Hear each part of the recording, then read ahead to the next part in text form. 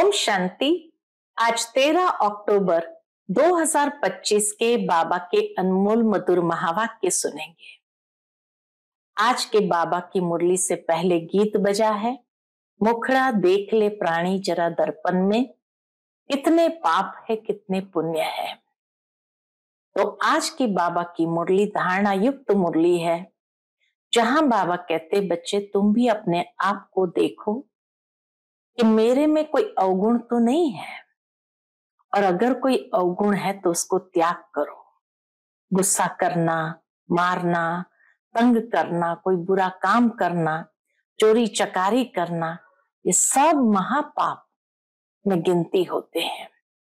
इसलिए बाबा कहते हैं कि बच्चे अपना चार्ट जरूर रखो।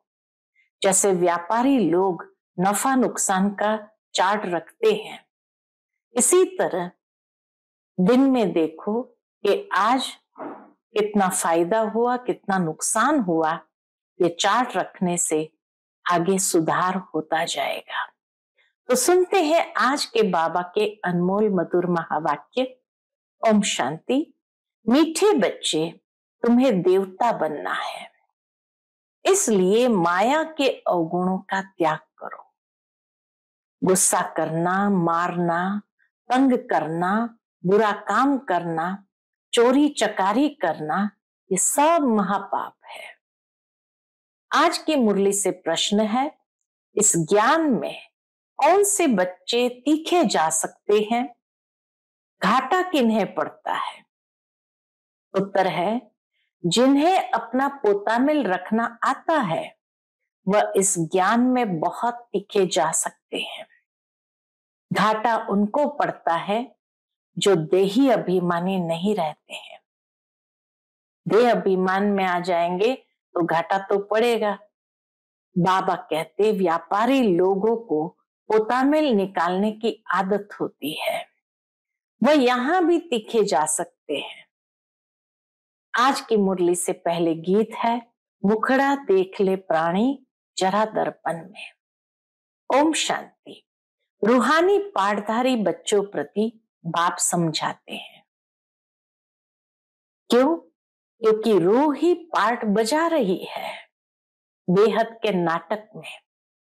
है तो मनुष्य का ना।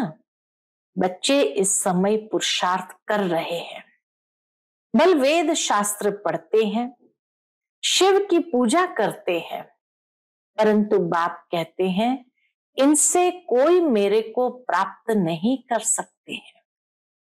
शिव की पूजा करने से शिव को प्राप्त नहीं कर सकते हैं, क्योंकि भक्ति है ही उतरती कला। ज्ञान से सदगति होती है, तो भक्ति का फल है ज्ञान, ज्ञान से सदगति होती है। तो जरूर कोई से उतरते भी होंगे। यह एक खेल है जिसको कोई भी जानते नहीं। इस ड्रामा के खेल को कोई भी जानते नहीं। बहुत सुंदर बात बाबा ने कही, शिवलिंग को जब पूजते हैं तो उनको ब्रह्म नहीं कहेंगे। तब कौन है जिसको पूजते हैं? शिव कौन है? फिर उसका परिचय क्या है? उनको भी ईश्वर समझ पूजा करते हैं। तुम जब पहले पहले भक्ति शुरू करते हो तो शिवलिंग हीरे का बनाते हो। अभी तो गरीब बन गए हैं तो पत्थर का बनाते हैं। हीरे का लिंग उस समय, उस जमाने में 4-5 हजार का होगा। सोचो, हीरे का लिंग, और वो भी 4-5 हजार का होगा। और इस समय तो उनका दाम 5-7 लाख होगा। ऐसे हीरे अभी मुश्किल निकलते हैं। पत्थर बुद्धि बन गए हैं तो पूजा भी क्या करते हैं? पत्थर की करते हैं। ज्ञान बिगर, ज्ञान सहित भी नहीं करते हैं। जब ज्ञान है तो तुम पूजा नहीं करते हो। चैतन्य सन्मुख में है, बाबा चैतन्य में सन्मुख में है, उनको ही तुम याद करते हो।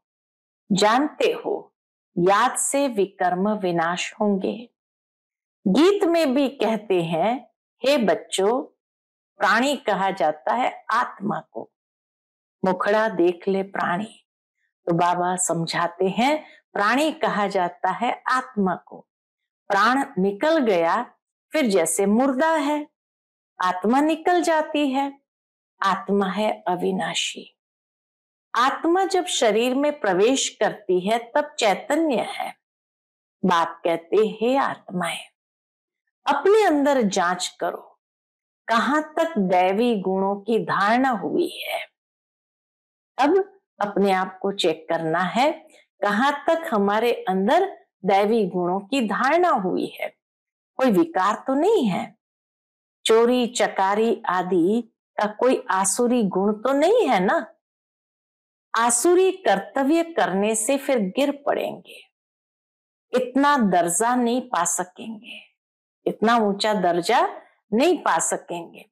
खराब आदत को मिटाना जरूर है। देवता कभी कोई पर गुस्सा नहीं करते। यहाँ असुरों द्वारा कितनी मारे खाते हैं, क्योंकि तुम दैवी संप्रदाय बनते हो तो माया कितनी दुश्मन बन पड़ती है। माया के अवगुण काम करते हैं, मारना, तंग करना, बुरा काम करना, ये सब पाप है। तुम बच्चों को तो बहुत शुद्ध रहना चाहिए। चोरी चकारी आदि करना तो महान पाप है। बाबा कहते चोरी चकारी आदि करना तो महान पाप है। बाप से तुम प्रतिज्ञा करते आए हो, बाबा मेरा तो आप एक, दूसरा न कोई, हम आपको ही याद करेंगे। भक्ति मार्ग में भल गाते हैं, परंतु उनको पता नहीं है कि याद से क्या होता है। वह तो बाप को जानते ही नहीं। एक तरफ कहते नाम रूप से न्यारा है, दूसरे तरफ फिर लिंग की पूजा करते हैं। तुमको अच्छी रीति समझकर फिर समझाना है। एक तरफ कहते नाम रूप से न्यारा है, फिर ये शिवलिंग की पूजा क्यों करते हैं। बाप कहते हैं यह भी जज करो कि महान आत्मा किसको कहा जाए। श्री कृष्ण जो छोटा बच्चा स्वर्ग का प्रिंस है, वह महात्मा है या आजकल के कलयुगी मनुष्य। वह विकार से पैदा नहीं होता है ना। श्री कृष्ण विकार से पैदा नहीं होता है ना। वह है निर्विकारी दुनिया, वह है निर्विकारी दुनिया और यह है विकारी दुनिया। निर्विकारी को बहुत टाइटल दे सकते हैं, विकारी का क्या टाइटल है। श्रेष्ठाचारी तो एक बाप ही बनाते हैं। वह है सबसे ऊंचते ऊंच और सब मनुष्य पाठधारी है, तो पाठ में जरूर आना पड़े। सतयुग है श्रेष्ठ मनुष्य की दुनिया, जानवर आदि सब श्रेष्ठ है, वहां माया रावण ही नहीं है।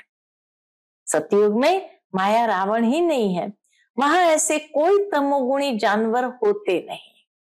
सतयुग में तो विकार का नाम नहीं। फिर वहां बच्चे कैसे पैदा होते हैं, यह भी तुम बच्चे जानते हो।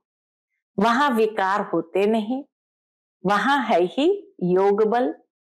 बाप कहते तुमको देवता बनाते हैं तो अपनी जांच पूरी करो। मेहनत बिगर विश्व का मालिक थोड़ी बन सकेंगे, फायदा ही नहीं। मेहनत बिगर विश्व का मालिक थोड़ी बन सकेंगे। जैसे तुम्हारी आत्मा बिंदी है, वैसे बाप भी बिंदी है। इसमें मूंझने की कोई दरकार नहीं है। कोई कहते हैं हम देखे, बाप कहते हैं देखने वालों की तो तुमने बहुत पूजा की। नहीं कहते ना हम शिव बाबा को देखे, बाबा कहते देखने वालों की तो तुमने बहुत पूजा की, फायदा कुछ भी हुआ नहीं। अब यथार्थ रीति मैं तुमको समझाता हूं। मेरे में सारा पार्ट भरा हुआ है। सुप्रीम सोल हूं ना, सुप्रीम फादर। कोई भी बच्चा अपने लौकिक बाप को ऐसे नहीं कहेंगे, सुप्रीम फादर नहीं कहेंगे। एक को ही कहा जाता है। सन्यासी को तो बच्चे है नहीं जो बाप कहे। यह तो सब आत्माओं का बाप है जो वर्षा देते हैं। उन्हों का कोई गृहस्थ आश्रम तो ठहरा नहीं। बाप बैठ समझाते हैं, तुमने ही 84 जन्म भोगे हैं। पहले पहले तुम सतो प्रधान थे, फिर नीचे उतरते आए हो। अभी कोई अपने को सुप्रीम थोड़ी कहेंगे, अभी तो नीच समझते हैं। बाप बार बार समझाते हैं। कौन सी बात समझाते? मूल बात कि अपने अंदर देखो कि हमारे में कोई विकार तो नहीं है। रात को रोज अपना पोतामिल निकालो। व्यापारी हमेशा पोतामिल निकालते हैं, गवर्नमेंट सर्वेंट पोतामिल नहीं निकाल सकते। उन्हों को तो मुकर्रर तनख्वाह मिलती है, फिक्स तनख्वाह मिलती है। इस ज्ञान मार्ग में भी व्यापारी तीखे जाते हैं, पढ़े लिखे ऑफिसर्स इतना नहीं। व्यापार में तो आज 50 कमाया, कल 60 कमाएंगे, कभी घाटा भी हो जाएगा। गवर्नमेंट सर्वेंट्स की फिक्स पे होती है, मुकर्रर तनख्वाह होती है। तो बाबा कहते गवर्नमेंट सर्वेंट्स की फिक्स्ड पे होती है। इस कमाई में भी अगर देही अभिमानी नहीं होंगे तो घाटा पड़ जाएगा। ये भी बाबा सावधान कर देते हैं कि अगर देही अभिमानी नहीं होंगे तो घाटा पड़ जाएगा। माताएं तो व्यापार करती नहीं, उनके लिए फिर और ही सहज है। कन्याओं के लिए भी सहज है, क्योंकि माताओं को तो सीढ़ी उतरनी पड़ती है। बलिहारी उनकी जो इतनी मेहनत करती है। कन्याएं तो विकार में गई ही नहीं तो छोड़े फिर क्या। पुरुषों को तो मेहनत लगती है, कुटुंब परिवार की संभाल करनी पड़ती है। सीढ़ी जो चढ़ी है वह सारी उतरनी पड़ती है। घड़ी घड़ी माया थप्पड़ मार गिरा देती है। अभी तुम बीके बने हो, कुमारियां पवित्र ही होती है। सबसे जास्ती होता है पति का प्रेम। तुम्हें तो पतियों का पति परमात्मा को याद करना है और सबको भूल जाना है। तो पति को याद करना जैसे सहज है, प्रेम से याद करते तो बाबा कहते ये तो पतियों का पति, तो परमात्मा को याद करना और सबको भूल जाना है। माँ बाप का बच्चों में मोह होता है, बच्चे तो है ही अनजान। शादी के बाद मोह शुरू होता है। पहले स्त्री प्यारी लगती है, फिर विकारों में ढकेलने की सीढ़ी शुरू कर देते हैं। कुमारियां निर्विकारी है तो पूजी जाती है। तुम्हारा नाम है बीके ब्रह्मा कुमारी, तुम महिमा लायक बन फिर पूजा लायक बनते हो। पहले महिमा लायक बनते हैं, फिर बाबा कहते पूजा लायक बनते हैं। बाप ही तुम्हारा टीचर भी है, तो तुम बच्चों को नशा रहना चाहिए। हम स्टूडेंट हैं, भगवान जरूर भगवान भगवती ही बनाएंगे। सिर्फ समझाया जाता है भगवान एक है, बाकी सब है भाई भाई, दूसरा कोई कनेक्शन नहीं। प्रजापिता ब्रह्मा से रचना होती है, फिर वृद्धि होती है। आत्माओं की वृद्धि नहीं कहेंगे, वृद्धि मनुष्य की होती है।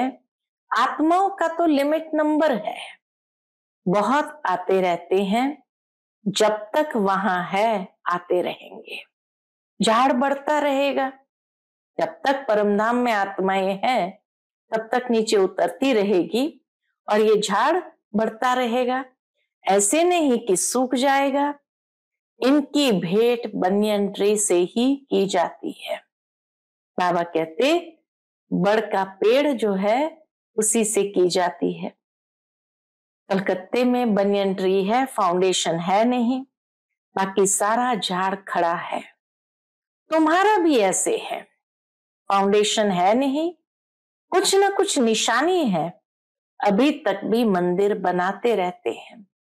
मनुष्य को थोड़ी पता है कि देवताओं का राज्य कब था, फिर कहां गया। ये नॉलेज तुम ब्राह्मणों को ही है। मनुष्य को ये मालूम नहीं कि परमात्मा का स्वरूप बिंदी है। गीता में लिख दिया है कि वह अखंड ज्योति स्वरूप है। आगे बहुतों को साक्षात्कार होता था, भावना अनुसार बहुत लाल लाल हो जाते थे, बस हम नहीं सहन कर सकते, उस तेज को, उस प्रकाश को नहीं सहन कर सकते। अब वह तो साक्षात्कार था। बाप कहते हैं साक्षात्कार से कोई कल्याण नहीं, यहां तो मुख्य है याद की यात्रा। जैसे पारा खिसक जाता है ना, याद भी घड़ी घड़ी खिसक जाती है। कितना चाहते हैं बाप को याद करे, फिर और ख्याल आ जाते हैं। इसमें ही तुम्हारी रेस है। ऐसे नहीं कि फट से पाप मिट जाएंगे, समय लगता है। कर्मातीत अवस्था हो जाए तो फिर ये शरीर ही न रहे, परंतु अभी कोई कर्मातीत अवस्था को नहीं पा सकते हैं, फिर उनको सतयुगी शरीर चाहिए। तो अब तुम बच्चों को बाप को ही याद करना है। अपने को देखते रहो, हमसे कोई बुरा काम तो नहीं होता है। पोता मिल जरूर रखना है। बाबा कहे अपनी चेकिंग के लिए पोता मिल जरूर रखना है। ऐसे व्यापारी जट शाहूकार बन सकते हैं। जो पोता मिल रखते हैं वह जट शाहूकार बन सकते हैं। बाप के पास जो नॉलेज है वह दे रहे हैं। बाप कहते मेरी आत्मा में यह ज्ञान नूंदा हुआ है। खूबहू तुमको वही बोलेंगे जो कल्प पहले ज्ञान दिया था। बाबा वही बोलेंगे जो कल्प पहले बताया था, बच्चों को ही समझाएंगे और क्या जाने। तुम इस सृष्टि चक्र को जानते हो, इसमें सब एक्टर्स का पार्ट नूंदा हुआ है, बदल सदल नहीं सकता, ना कोई छुटकारा पा सकता है। इस चक्र से कोई को छुटकारा भी नहीं मिल सकता। हाँ, बाकी समय मुक्ति मिलती है।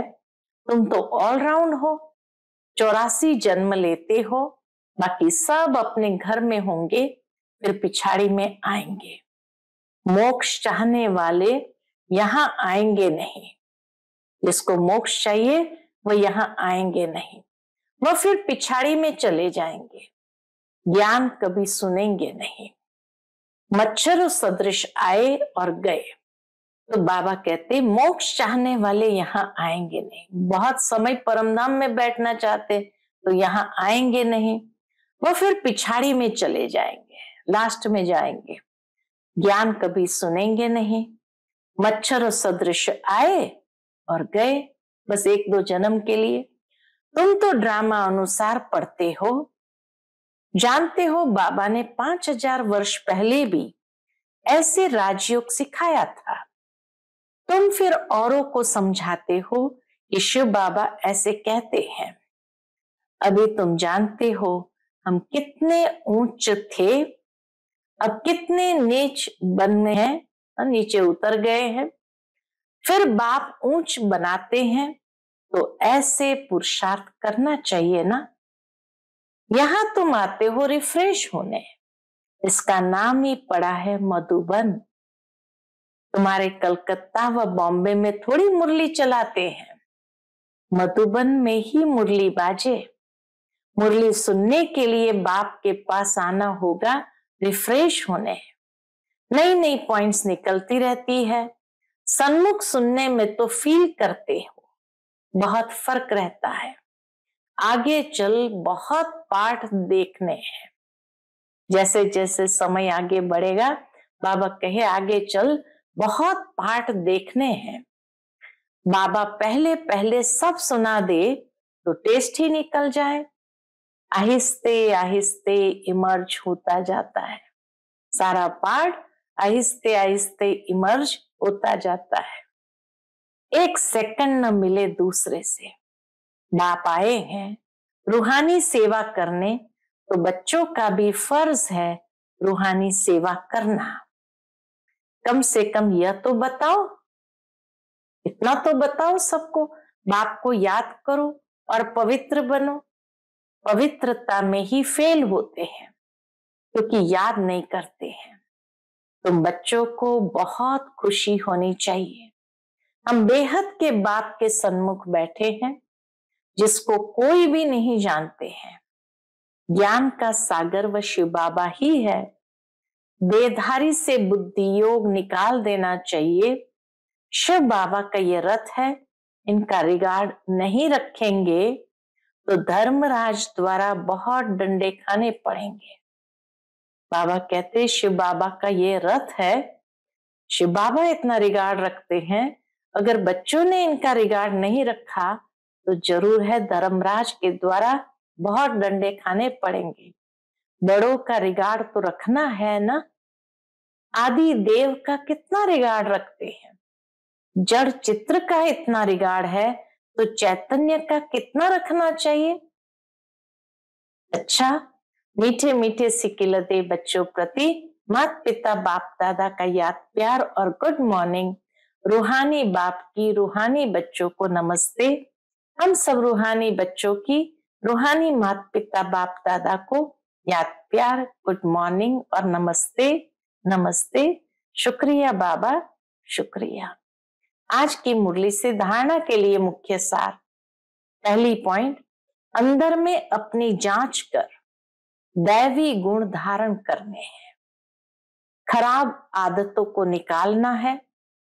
प्रतिज्ञा करनी है, बाबा हम कभी भी बुरा काम नहीं करेंगे। अंदर में प्रतिज्ञा करनी है, बाबा हम कभी भी कोई बुरा काम नहीं करेंगे। दूसरी पॉइंट, कर्मातीत अवस्था को प्राप्त करने के लिए याद की रेस करनी है। रूहानी सेवा में तत्पर रहना है। बड़ों का रिगार्ड रखना है। आज का बाप दादा का मधुर वरदान हम बच्चों के प्रति है। फॉलो फादर के पाठ द्वारा मुश्किल को सहज बनाने वाले तीव्र पुरुषार्थी भव। फॉलो फादर के पाठ द्वारा मुश्किल को सहज बनाने वाले तीव्र पुरुषार्थी भव।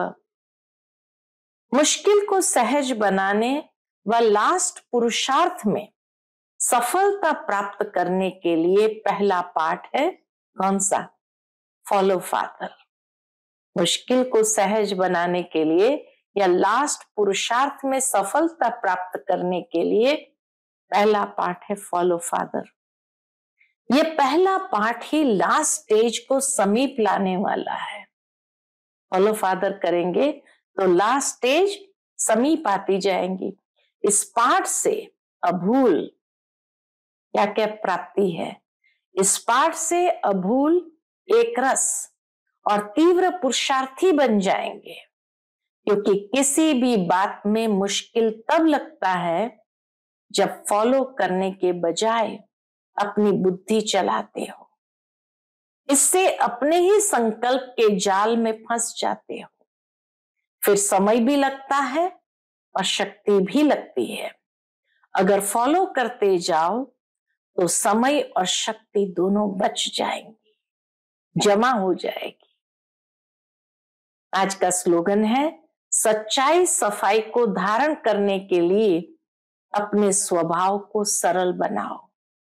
सच्चाई सफाई को धारण करने के लिए अपने स्वभाव को सरल बनाओ। बहुत सुंदर बात दादी जानकी की याद आती है कि पहले सच्चाई चाहिए या सफाई चाहिए? सच्चाई होगी तो सफाई होगी, या सफाई होगी तो सच्चाई को धारण कर सकेंगे। बहुत सुंदर दादी ने कहा था, पहले सफाई चाहिए। इसलिए दुनिया में भी कहते हैं cleanliness is next to godliness. जहां स्वच्छता है वहां प्रभु का वास है। तो सत्यता बहुत पावरफुल चीज है। सत्यता को धारण करने के लिए जब तक मन साफ न हो तब तक सत्यता की शक्ति आ नहीं सकती है। तो पहले सफाई चाहिए, फिर सच्चाई धारण होगी। और और भी सरल करने के लिए बाबा कहते अपने स्वभाव को भी सरल बनाओ। आज का व्यक्त इशारा है स्वयं और सर्व के प्रति मनसा द्वारा योग की शक्तियों का प्रयोग करो। इसके अंतर्गत जितना स्वयं को मनसा सेवा में बिजी रखेंगे उतना सहज माया जीत बन जाएंगे। सिर्फ स्वयं के प्रति भावुक नहीं बनो, लेकिन औरों को भी शुभ भावना और शुभ कामना द्वारा परिवर्तित करने की सेवा करो। भावना और ज्ञान, स्नेह और योग दोनों का बैलेंस हो। कल्याणकारी तो बने हो, अब बेहद विश्व कल्याणकारी बनो। कल्याणकारी तो बने हो, अब बेहद विश्व कल्याणकारी बनो। अच्छा, ओम शांति।